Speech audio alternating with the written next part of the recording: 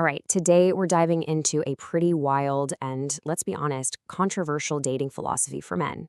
It's one that takes its cues from the philosopher Nietzsche to try and make sense of modern relationships. We're just going to break down what this very specific and very pointed worldview is all about. So let's get into it. So, right off the bat, this whole philosophy, it really boils down to answering this one single question. The argument here is that most men are failing today because they're playing a game with an outdated rulebook. They're trying to win over a modern woman who, this text claims, just doesn't respond to those old tactics anymore. And this sets up the fundamental choice, the core conflict presented in the text. You've got two paths laid out. On one side, you have what's called the common man, who plays by old rules, begs for affection, and is always reacting to her whims. But on the other side, you have the conqueror. This is the man who imposes his own value, is totally self-sufficient, and transcends her demands. That's the choice. So how in the world do you become this conqueror? Well, the answer, according to this text, lies in a pretty unique take on a famous idea from Nietzsche. It all comes down to a man's will to power. Now, it's really important to understand what they mean by this. The text makes it super clear that the will to power isn't about, brute force or being aggressive. Not at all. In this context, it's defined as absolute self-mastery, conquering your own mind, your own emotional reactions, your own needs. That, it argues, is where all real dominion comes from. So what's the big problem? Where are so many men going wrong? According to this philosophy, it all stems from what it calls a rotten romantic illusion. And what's that? It's the belief that just loving a woman, being devoted, and showing her affection is going to be enough. The text is blunt. It's not. And this quote right here, man, it just drills down to the absolute core of the argument. The hierarchy it presents is crystal clear. Respect comes first.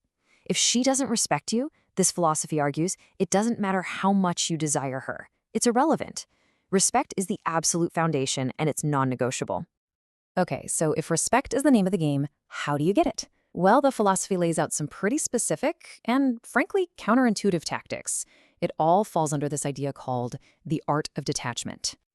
And this art is built on three main pillars. First up, calculated coldness.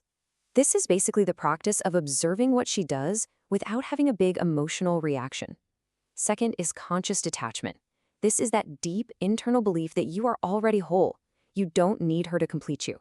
And third, control of desire, having the self-discipline to choose where you invest your time and energy. Now, the text is quick to point out that this coldness isn't about being cruel or being a jerk. That's not the goal at all. The goal is actually strategic. It's about creating a sense of mystery, a challenge. The philosophy claims that in a world where everyone is so available and reactive, this kind of unshakable presence is what actually creates deep attraction. This quote just perfectly sums up this entire section. The central idea is that neediness is weakness.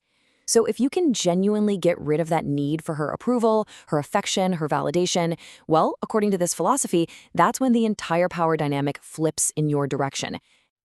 And this is a really crucial distinction the source makes. It says there are two types of coldness. There's the coldness that comes from trauma. That's the guy who locks himself away and flees from connection because he's afraid. But then there's the ideal, coldness from dominion. This guy doesn't run from the connection. He controls it. He reserves his energy from a position of power, not fear. Okay, so once you have that self-mastery, that detachment, what comes next? Well, you get to a point where the ideal man doesn't have to argue or plead his case anymore. His value is established by something way more fundamental, his mere presence. So what does this power of presence actually look like? Well, according to the text, his very existence in a room is an affirmation, not some kind of request for approval. He doesn't chase attention. His centered energy just naturally attracts it. His presence is said to be so authentic that it repels drama and fakeness. And finally, he doesn't change to fit into her world. She has to rise to his level to be a part of it. The text uses this really powerful metaphor to nail this idea down. The point is, he's not a guest in someone else's reality just hoping to be liked or accepted. He is the center of his own reality. He is the table. Everything else is just arranged around him. And this is where we get to what is probably the most radical, maybe the most controversial idea in this entire philosophy. It argues for a complete shift in how a man should view a woman. It's about seeing her not as a prize, but as a proving ground, as a test. Let me break that down, because it's a huge shift. The woman isn't the end goal. The man's own mission, his own development, that's the goal. In this view, she acts as a touchstone, something that tests the quality of his character. Her presence and her actions simply reveal whether he is internally firm and on his path, or if he's weak and easily swayed. So how does this test actually work? The text claims it often happens subconsciously. For example, she might seduce him to see if he's just a slave to his physical desires. She might provoke him to test his emotional control and see if he'll react. Or she might ignore him to measure just how badly he needs her validation to feel good about himself.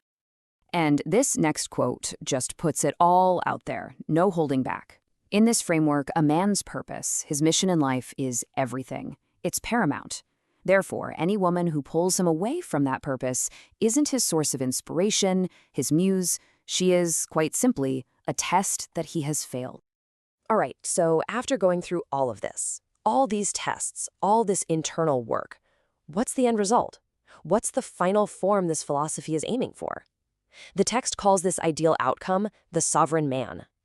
So what makes a man sovereign? Well, first, he's self-contained. He's fought his own battles, he's conquered his own demons, and he needs zero external validation. Second, he's a force of nature. His world bends to him through pure gravity, not because he forces it to. And finally, he is the steel to her fire. The point isn't to extinguish her, but to provide a firm, unbreakable container for her energy. And here it is, the ultimate claim of this entire philosophy. It argues that this man, the one who doesn't need her, who has mastered himself, who sees her as a test of his own resolve, is the one the modern woman ultimately and willingly surrenders to. And it's not because she's weak, but because she recognizes a superior, self-contained power in him that she just can't shake or control. And that leaves us with the central, provocative question at the very heart of this worldview. A question that completely reframes the dynamic between men and women. Is a woman a test of a man's character and not the prize at the end of his journey?